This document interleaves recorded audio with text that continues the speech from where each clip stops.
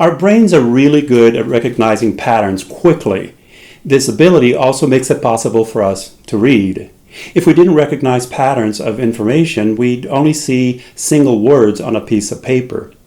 So how do we recognize patterns in sentences and paragraphs and decode the written message?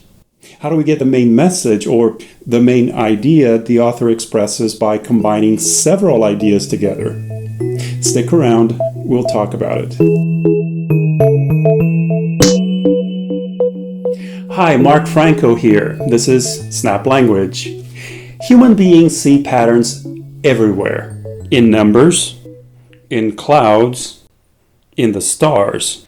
We don't see bits of information, we see the whole rather than the parts. Take a look at this. Here you just see a jumble of lines and shapes. As soon as your brain recognizes a pattern, that's it.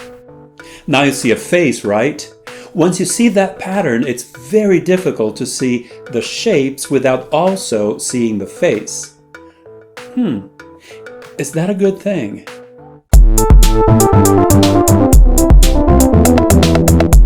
What's the advantage in seeing patterns? Would it be more useful to see all the small details? The answer, later in the video. Look at this table for a moment. It shows the median earnings of women and men starting in 1960. You see the women's median earnings were about $16,000 in 1960, but men's earnings were higher. The difference was smaller in 1961.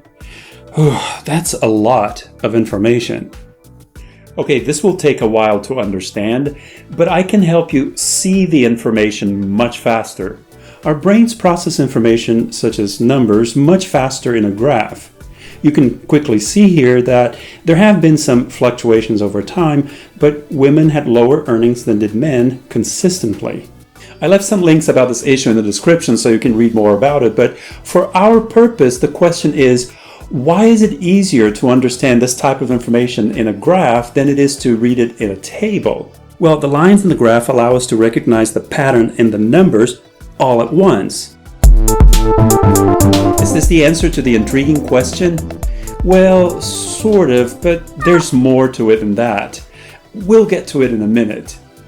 The real point here is that when we read, we do the same thing, or at least we should. We should look for patterns when we read because once you see the pattern, the information makes sense as a whole rather than a bunch of seemingly disconnected parts. Good writers organize their thoughts in a way that as we read their writing, we build a mental picture of their ideas. Let's see how this works in writing and, most importantly, how it applies to reading. Here's a bunch of things. The writer noticed something about them and described it in this paragraph. As we read it, let's create a mental picture of the writer's ideas. Blargs and blurgs, common bacteria in standing water, organize themselves by position, color, and proximity. For example, blargs are generally found near the surface and blurgs closer to the bottom. In addition, light and dark-colored blargs and blurgs tend to be closer together. Oddly, blargs tend to be closer to each other compared to blurgs. Disclaimer! Okay, blargs and blurgs do not exist. We're just trying to make a point here. But from reading, you should be able to learn something about these creatures that I made up. As you read, you look at the details and identify patterns.